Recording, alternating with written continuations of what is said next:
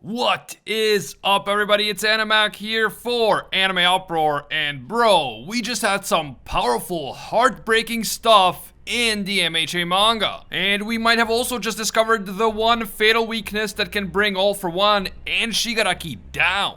Mark my words, the events of this chapter will prove to be crucial for the final battle between Shigaraki and Deku, so we all need to pay attention right now. You guys know what to do. If you enjoy our MHA content and you want to see more in the future, leave a quick like and comment. It only takes a second, but it really helps me out with that YouTube algorithm. And of course, subscribing and hitting that notification bell is a completely free way to directly support the channel. You can also hit me up on Twitter and Instagram at Anime Uproar. Finally, this video will of course contain Boku no Hero manga spoilers, so please proceed with caution. You have been warned. First up, I need to apologize for a mistake I made in my review of the previous chapter. After Endeavor lost his cool and rushed at All For One, I thought that All For One had torn off Endeavor's right arm. This was because in the first image that we saw after the attack, Endeavor's arm was blocked from view by the blood splattering from his wound.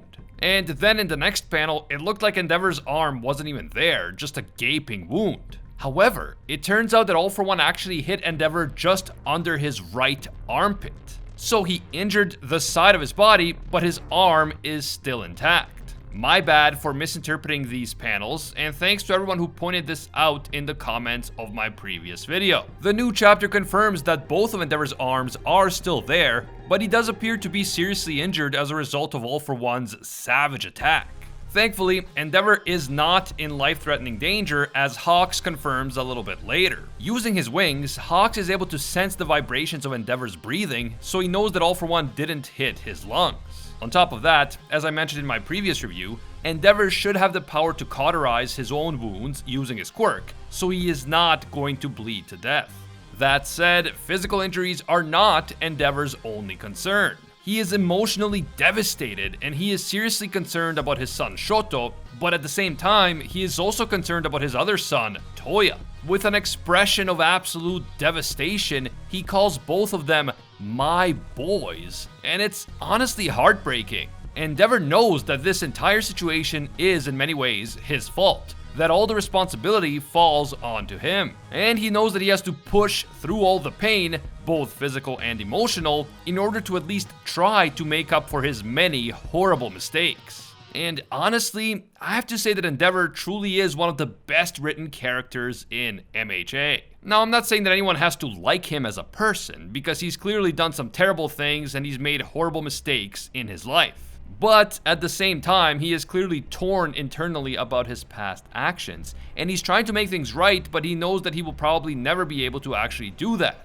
And honestly, it's such a powerful and tragic character evolution. Endeavor is deeply flawed as a person, and yet he's still trying to be better even though he knows that he doesn't deserve forgiveness. And that is exactly what a nuanced and realistic character should look like. Not every well-written character is perfect, likable, and pure. Some of the best characters are just the opposite, and Endeavor is a great example of that. Now, Hawks believes that Endeavor will get back into the fight eventually, but until then he needs to buy some time. Meanwhile, Tokoyami insists that he and Jiro are qualified to help out in the fight, and even though Hawks is clearly concerned about their safety, he agrees to accept their help.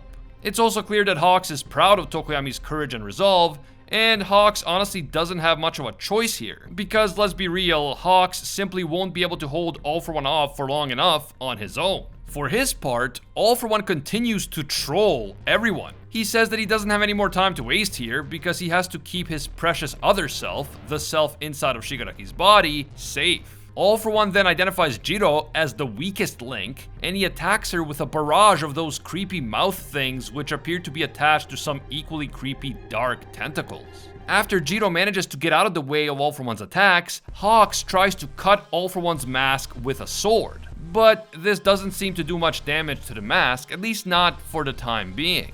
Nevertheless, Hawks is persistent. He instructs Tokoyami and Jiro to attack together with him and to aim for All For One's mask. This mask is clearly sturdy and it won't be destroyed easily, but it's still their best bet, so they have to focus all of their attacks on that mask. Jiro is going to use her own quirk to generate sound waves that may be able to crack the mask, and as she prepares to attack All For One directly, she begins to understand what Deku and Aoyama had been going through all this time as they dared to stand up to such a horrifying and intimidating villain. And speaking of horrifying, All For One's creepy arm quickly continues to morph in grotesque and unholy ways, and he then turns his focus on Tokoyami and Jiro. He launches a huge blast directly at them with one hand, while using the Rivet Stab quirk on his other hand to fight off Hawks. All For One's attack manages to cut off the left earphone jack from Jiro's ear, which sends blood splattering all over her face. I'm not sure if any of her actual ear was cut here or just the jack, and I'm hesitant to make any conclusions after I screwed up Endeavor's arm in the last video, but we do literally see that the jack was severed from her ear, so clearly some serious damage has been done to Jiro. I'm not sure if the jack will now be gone forever, or if her mutation type quirk can regrow it, but either way she does still have one jack on her other ear. And this has to be said, despite being injured, Jiro does not falter in the slightest. She says that she doesn't give a damn about All For One saying that she's weak and an extra, because none of that matters to her. All she knows is that All For One made her friends cry, and with fury and passion in her eyes, she launches an attack called Heartbeat Wall Legato from her remaining jack right at All For One.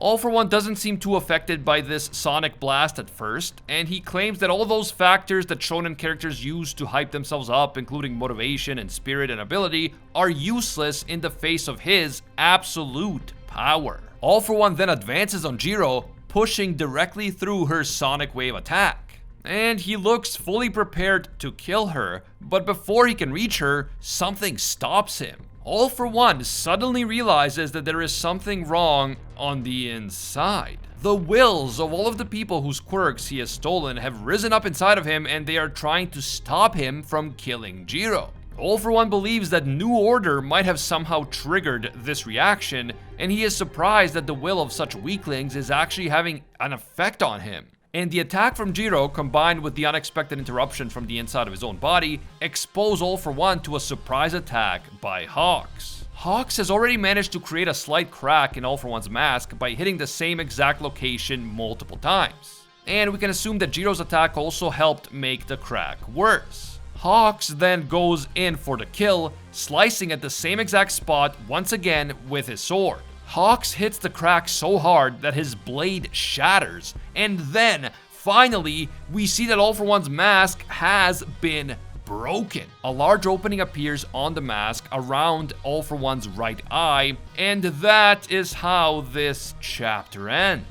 This was actually a really good chapter. It had some heartbreaking emotional moments with Endeavor and Jiro, and on top of that, what just happened to All For One with his own stolen quirks, seemingly rebelling against him, could become extremely important moving forward.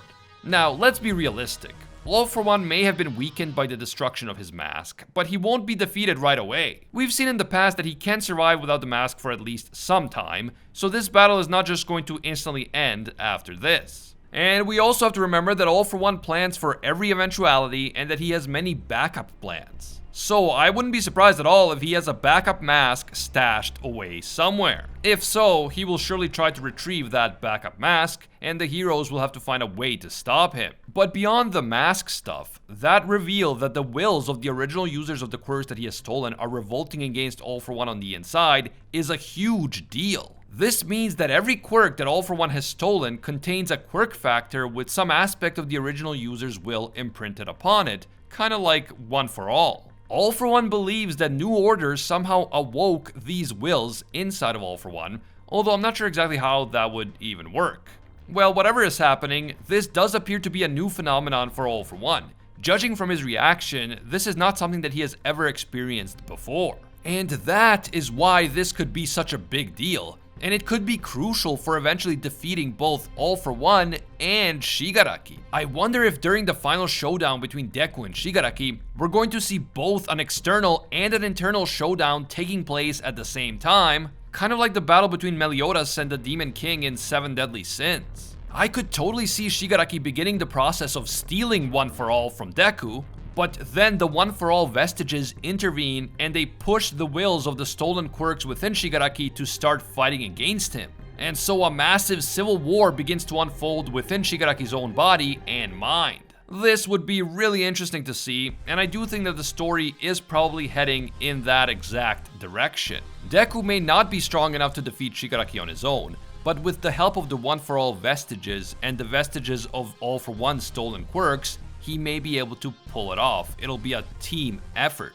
One big question I had about this chapter is that woman with the white hair that we see trying to stop All for One. She is clearly the former user of one of the quirks that All for One had stolen, but unlike the other people in that scene, we get to see a close-up of her face. To me, this suggests that she might be an important character and not just an NPC like the others.